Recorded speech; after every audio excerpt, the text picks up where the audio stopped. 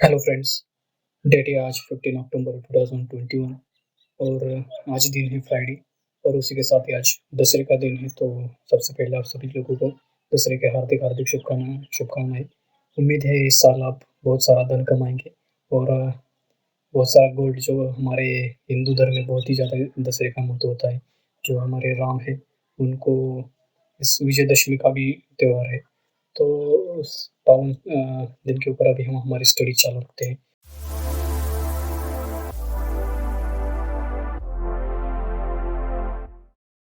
आप सब बहुत सारे लोगों की clean science and other companies के ऊपर बहुत सारे कमेंट्स आई थी और कुछ बाइंग लेवल या फिर फंडामेंटल नॉलेज आपको लोगों को चाहिए था, इसलिए बेसिकली हम ये वीडियो आज के दिन रिकॉर्ड कर रहे हैं। जैसा कि आप सभी अपने स्क्रीन के ऊपर देख सकते हैं, एक क्लीन साइंस टेक्नोलॉजीज का एक चार्ट पैटर्न है। जैसे कि आप देख सकते हैं 19 डेट को इसने अपना आईपीओ ओपन किया था।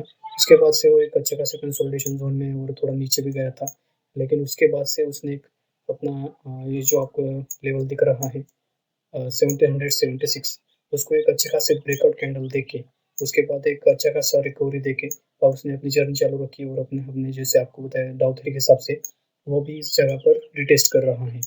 तो अभी इसका बाइंग लेवल क्या रहेगा, जो बहुत सारे आप लोगों ने इसकी रिक्वेस्ट की थी कि सर आप इसका थोड़ा सा बाइंग लेवल के बारे में थोड़ी इन्फॉर्मेशन देंगे। तो इसका फंडामेंटल्स वगैरह जो इसका फंडामेंटल बिजनेस मॉडल्स और उसका मोट कंपनी का जो बेसिक मोट है उसको अगर ध्यान में रखेंगे हम, कि अगर मैं आपकी जगह पर होता तो मैं क्या करता, इसी जगह पर मतलब सीएमपी के ऊपर ही इसको बाय करके कहानी खत्म कर देता। ये कंपनी की फंडामेंटल इतनी स्ट्रांग है कि जो बेसिकली मैं 5 या 10% का रूल फॉलो करता हूँ। कोई भी कंपनी अगर लेते हो तो उसमें मैक्सिमम 6 या 7%, और बहुत ही ज़्यादा अच्छा रहेंगी तो 10% उसमें अपनी पोजीशन ऑल पोर्टफोलियो के हिसाब से, मतलब अगर मुझे किसी भी मेरे पास अगर 100 रुपये है तो उसमें मैक्सिमम मैं 7 या 8 रुपये एक कंपनी के ऊपर लगाता हूँ, ताकि मेरा रिस्क कैपिटल अच्छा रहे। और अगर उस कंपनी में लॉस भी होता है तो ज़्यादा मेरे टोटल पोर्टफोलियो के हिसाब से ज़्यादा ना हो। तो अगर मैं आपकी जगह पर होता तो मैं क्या कर देता, इस जगह पर उसको बाइंग करके खत्म कर देता। आपको ये बताना चाहता हूँ कि मैंने अपनी पोजीशन जो है इसमें डबल की है, मतलब नियरली अबाउट 12% या 12 या 13% की आसपास हम अभी इस कंपनी में इन्वेस्टेड है। और आपको बता दें कि हम 1640-50 के आसपास हमने इसमें एंट्री ली थी। जो इसका जो का ये छोटा सा कंसोलिडेशन जोन था, एक दो तीन इसके जो कैंडल्स थे, जो ये दो कैंडल जो बहुत ही स्ट्रॉन्ग कैंडल उस वक्त हमको लग रहे थे, और जो फंडामेंटल हमने जो पढ़े थे उसके हिसाब से उस वक्त हमने इस जगह पर उसको एंटर किया था। और उसके उसके बाद हम इसको होल्ड कर रही है। हमने इधर भी इसको ऐड ऑन किया था और इस जगह पर भी हम इसको ऐड करने वाले हैं शेयर को। जैसे मार्केट मंडे के दिन खुलेगा तो हम उसमें डेफिनेटली ऐड करने वाले हैं। डेफिनेटली आपको अपने रिस्क कैपिटल के हिसाब से इसमें एंट्री लेना है।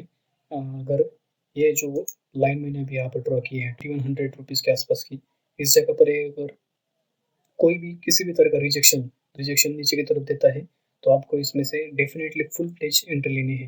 अगर लेकिन आपको अपने अगर मेरे पिछले वाली वीडियो देखे होंगे तो आपको रिजेक्शन कैंडल के बारे में कुछ इन्फॉर्मेशन रहेगी, जिस यहाँ पर वीक बनती है और उसके ऊपर ऐसे बॉडी रहते हैं, उसको हम बेसिकली रिजेक्शन कैंडल बोलते हैं।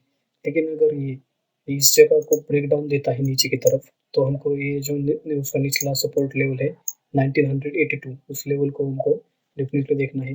अगर ये आपको इस जगह पर मिलता है तो आपका बहुत ही अच्छी बाइंग लेवल रहेंगी, क्योंकि एक कंपनी में बड़े बड़े जो इन्वेस्टर्स हैं वो बेसिकली बहुत ही ज़्यादा इन्वेस्टर अभी इस लेवल पे है। जैसे आप नीचे की तरफ वॉल्यूम्स वगैरह देख सकते हैं, बहुत ही गंदे तरीके से उन लोगों ने इसमें एक्यूमुलेट किया है। और एक company market leader not only in India but on all over the world. जो उसके प्रोडक्ट्स है वो बहुत ही शानदार प्रोडक्ट्स लाइनअप है उनका। जो भी ये प्रोडक्ट्स बनाती है बेसिकली 5 या 6 कुछ तो केमिकल्स मैन्युफैक्चर करती है, उसमें या तो एक कंपनी नंबर वन जो पूरे वर्ल्ड में नंबर वन पे है, या फिर सेकंड रनर अप है। इसका बैलेंस शीट भी बहुत ही शानदार है। हम उसका आगे तरफ देखेंगे। लेकिन अगर आपको मैं आपकी जगह पर होता, जोरो भी इसमें अभी पड़ी होती और मेरा एक भी शेयर अगर इसमें नहीं होता, तो मैं बेसिकली क्या करता, अपनी 50 या 60% जो भी मुझे बाइंग करना है वो इसी लेवल पे अगर मुझे एक भी रिजेक्शन कैंडल मिलती है तो उसमें ले लेता। और अगर ये ऊपर की तरफ ब्रेकडाउन देता है, ब्रेकआउट देता है, तो उसमें फुल प्लेज एंट्री ले लेता और शांति से आराम से बैठ जाता। लेकिन अगर ये इस ब्लैक लेवल को 2100 सॉरी वाइट लेवल को 2100 को ब्रेक डाउन देता है तो मैं सेकेंडली 1990 के आसपास उसको मिलता है, तो वो मेरे लिए वेल एंड गुड रहेगा। और ये नीचे की तरफ उसको भी ब्रेक डाउन देता है, तो नेक्स्ट मेरा 1776 इस लेवल तक मैं इसमें ऐड करता। और अगर ये इस लेवल को भी ब्रेक डाउन देता है नीचे की तरफ, डेफिनेटली हमको इसमें से निकल जाना ही चाहिए। मैं भी अगर ये लेवल इसको ब्रेक डाउन देता है तो मैं डेफिनेटली इसमें से निकल जाऊंगा। तो अगर आप या इस लेवल से देखेंगे तो नियरली अबाउट 17%, अगर हम उसका थोड़ा और नीचे की तरफ देखें तो 20% अगर आप अपनी पोर्टफोलियो में लॉस बियर कर सकते हैं तो आपको इसमें अभी फुल एंट्री लेना है। लेकिन आप उसके उसकी जगह पर आप अभी अपने रिस्क कैपिटल के हिसाब से पूरा देखिए, क्योंकि अगर आपको फुल्ली इसमें इन्वेस्टेड रहेगा, पूरा इसका जूस निकलना है, तो आपको इसको 1771 इस लेवल जो उसका ओपनिंग हाई था, ये इसका स्टॉप लॉस अभी के लिए तो है, ये लेवल है, लेकिन ये इतना मेजर सपोर्ट नहीं है इसलिए इसका ये नीचे आ सकता है मार्केट कंडीशन के हिसाब से। लेकिन ये जो बुल मार्केट है, ये इसमें एक ये दोनों कंडीशन बहुत ही कम लग रही है। एग्रेसिवली एंट्री ले लेता जैसे इसके फंडामेंटल्स एंड बिजनेस मॉडल है, तो आप अपने हिसाब से डेफिनेटली इसको देख सकते हैं। अभी हम उसका बेसिकली टारगेट्स आने वाले समय में हमको क्या मिल सकते हैं उसके लिए हम देखेंगे। तो उसके लिए हम ऊपर से लेकर नीचे तक तो नहीं लेंगे, लेकिन जो उसका पिछला वाला जो हाई एंड लोस था उसको अगर हम मार्क करते हैं यहाँ से लेकर यहाँ तक, तो जैसे कि आप देख सकते हैं ये हमारा पहला टारगेट जो ऑलरेडी अचीव हो चुका है 2349। अगर ये यहाँ से चलना चालू कर देता है तो सबसे पहला टारगेट हमारा ये रहेगा।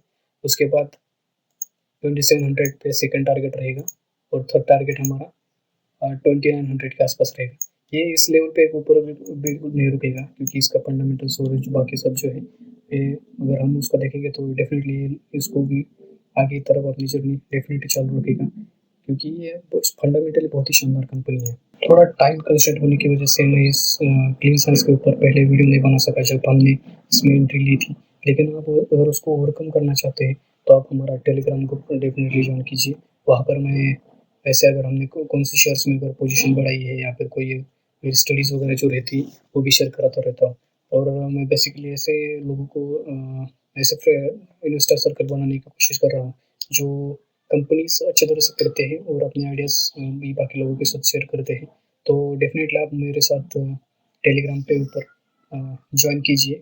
आपकी स्टडीज़ है जो मुझे आप भेज दीजिए, तो मैं आपको एक ऐसे ग्रुप में शामिल करूँगा जहाँ पर कि इन्वेस्टर्स जो रहते हैं वो अपनी स्टडीज़ वगैरह जो उनके थॉट्स है वो भी शेयर कर सकते हैं। बेसिकली मेरा जो ग्रुप है वो मैं उसी उसी के हिसाब से उसमें पोस्ट वगैरह डालता हूँ और उसी के हिसाब से सब करता हूँ। तो डेफिनेटली आप मुझे टेलीग्राम के ऊपर ज्वाइन कर सकते हैं।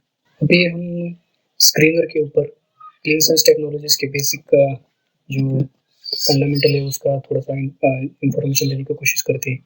तो अगर हम देखेंगे तो उसका मार्केट कैपिटलाइजेशन 23,000 के आसपास है, मतलब एक मिड कैप कंपनी है, तो उसमें लार्ज कैप बनने की बिल्कुल संभावना है। उसमें अभी बहुत सारे टेलमेंट्स भी बाकी है, तो यहाँ से वो CAGR देखेंगे तो उसका बहुत ही अच्छा हमको देखने को मिल सकता है। बहुत ही शानदार कंपनी है, यहाँ से आगे भी ग्रो हो सकती है। करंट प्राइस उसका 2147 है, उसका हाई लो देख सकते हैं। स्टॉक पी उसका 115, 115 रुपये का उसका स्टॉक पी है। एक उसका निगेटिव तो नहीं है, क्योंकि जो भी बहुत ही शानदार कंपनी जो रहती है उसका वैल्यूएशन अच्छा खासा स्ट्रेच हुआ है, तो उसके हिसाब से अब अभी आप देख सकते हैं वो 115 उसका स्टॉक पी है। उसके बाद अगर हम उसका देखेंगे ROC अगर हम 15% में देखते हैं, 15% में अगर किसी कंपनी का रहता है तो एक बहुत ही अच्छा ROC रहता है। लेकिन इस कंपनी का ROC 60 है, मतलब उनमें से भी बहुत ही ज़्यादा ROE भी देखिए उसका 45, मतलब इतना ROE इतना शानदार है कि आपको बहुत ही ज़बरदस्त कंपनी है, इसको आप डेफिनेटली होल्ड करना है। इसमें बस एक ही आपको आने वाले वक्त में आने वाले क्वार्टरली रिजल्ट में देखना है, इसका ROE and operating profit margin ये अगर मेंटेन रहता है तो आपको ये कंपनी यहाँ से डबल टिबल 10 गुना भी होते हुए आप इसको डेफिनेटली देख सकते हैं। बेसिकली आपको आने वाले क्वार्टर रिजल्ट में यही सिर्फ 3 चीज़ें आपको दिखना है। उसके उसके अलावा भी 50% मतलब उसका ऑपरेटिंग प्रॉफिट मार्जिन है, इतना मार्जिन मतलब बहुत ही ज़बरदस्त रहता है, तो आपको डेफिनेटली उसको देख कर चलना है। प्रॉफिट ग्रोथ भी देखिए 42% का प्रॉफिट ग्रोथ है, एक अच्छा खासा प्रॉफिट ग्रोथ है। इंडस्ट्री फी देखिए 31 का है, लेकिन हमारा स्टॉक भी 115 है बेसिकली, तो इंडस्ट्री के हिसाब से स्टॉक अभी हायर वैल्यूएशन के ऊपर ट्रेड कर रहा है। EBITDA भी देखिए 80 के आसपास है। प्लेज प्लेजिंग डेफिनेटली एक बहुत ही स्ट्रॉन्ग पॉइंट है इसका, 0% प्लेजिंग है। आरओसी उसका 60 है, प्लेजिंग परसेंटेज 0 है, डेप्थ 0.3 करोड़, और उसके अगेंस्ट में रिजर्व हमारे पास 530 करोड़ से, मतलब 0.06, निग्लिजिबल, मतलब ये कुछ भी नहीं है, डेप्ट रिजर्व नियरली अबाउट 0 है। ये इसका बहुत ही स्ट्रॉन्ग पॉइंट है। तो इतना कैपेक्स वगैरह करने के बाद भी इस कंपनी के ऊपर कोई भी डेप्ट नहीं है, तो वो अपनी जो कैश रिजर्व से जो है उसके उसमें ये बहुत सारे मिरेकल्स कर सकती है, ऐसा मुझे लग रहा है। एफ आई होल्डिंग्स 4% के आसपास, डी आई होल्डिंग्स भी 4.35%, एक अच्छी खासी एफ आई इंडिया की होल्डिंग्स है इसमें।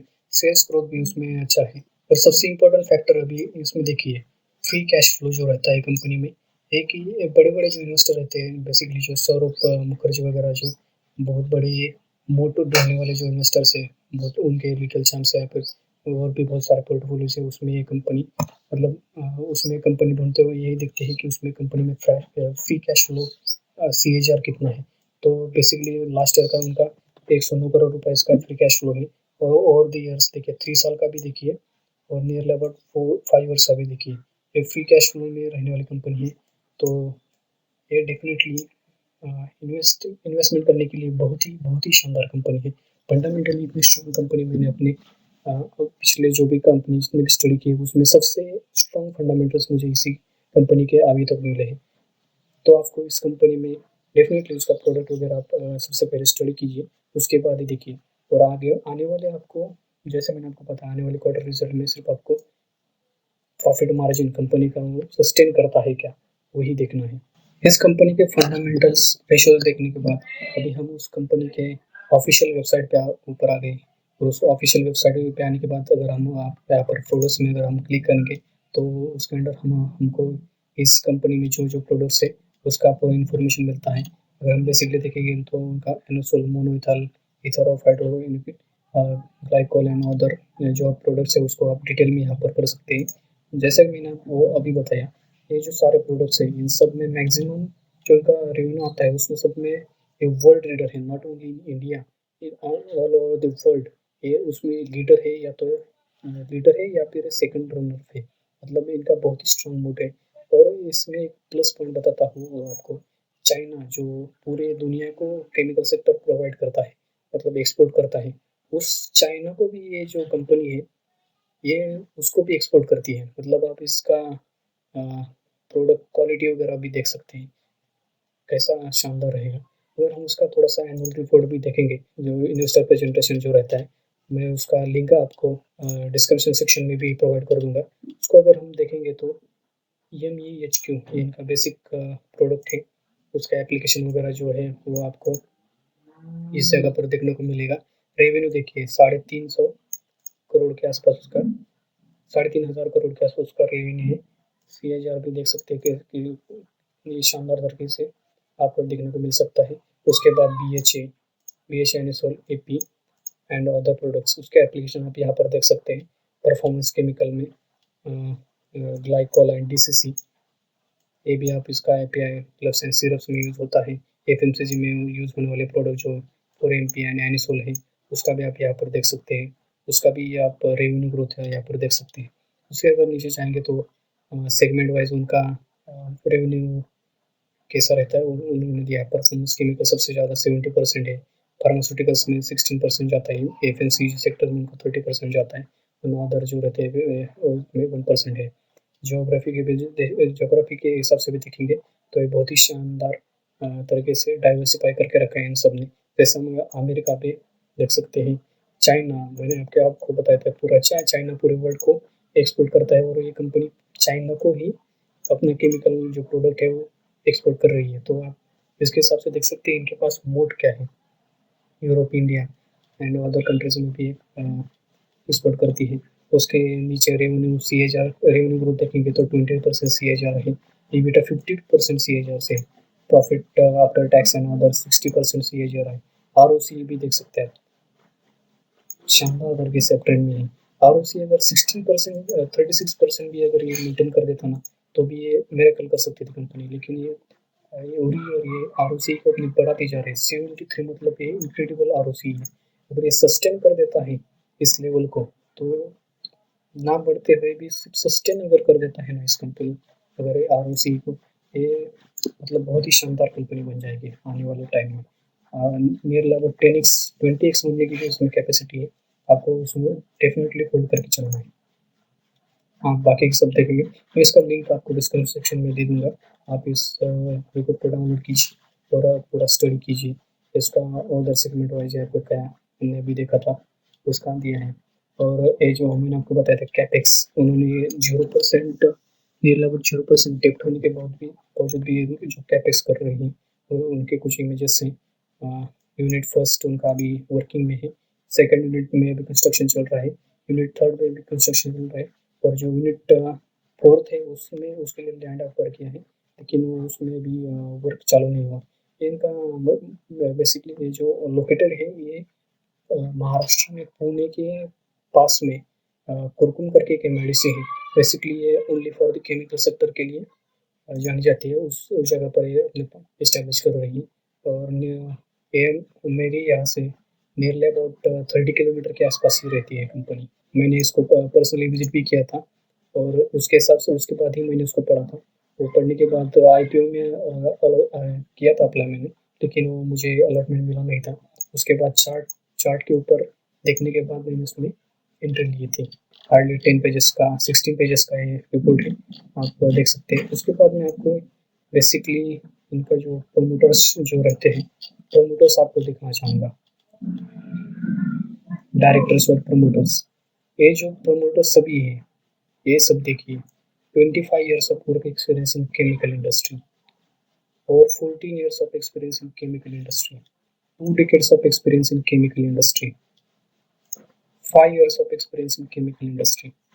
आप पूरे उनके, मैंने उनके सब सब रिकॉर्ड भी चेक किए, पूरे के पूरे जेन्युइन है। और आपको इसके बाद भी बताता हूँ, ये जो उनके जो प्रमोटर्स या फिर बोर्ड के ऊपर जो रहते हैं, जो डायरेक्टर्स वगैरह, वो सब आरती इंडस्ट्रीज, दीपक नाइट्राइट कंपनीज, या फिर विनती और इन सब जो रेप्यूटेड कंपनीज हैं, उन सब में भी ये बॉडी के ऊपर बैठते हैं। उन सबको ये केमिकल सेक्टर का बहुत ही डीप नॉलेज है, बहुत ही डीप नॉलेज है। इस वजह से कंपनी इतनी शानदार कर रही है, मुझे ऐसा लग रहा है। आप इनके एग्जीक्यूटिव और नॉन एग्जीक्यूटिव डायरेक्टर्स भी देख सकते हैं। इसका लिंक मैं आपको डिस्क्रिप्शन सेक्शन में ज़रूर दे दूंगा। तो आप अपनी रिस्क कैपिटल और इसके हिसाब से डेफिनेटली इस कंपनी को कंसिडर कर सकते हैं बाइंग करने के लिए। मैं आपको कोई बाइंग सलाह नहीं दे रहा हूँ, लेकिन जो भी मेरे स्टडीज वगैरह जो है आपके साथ वो शेयर कर रहा हूँ। तो आप अपना डिसीजन डेफिनेटली अपने अकॉर्डिंग के हिसाब अपने रिस्क के हिसाब से लीजिए। And thanks for watching this video, friends. Please subscribe and support us, and please join our Telegram group where we share this kind of studies. So you also can share me these studies at personal level, so I will take to them and get back to you. And once again, happy Dashram.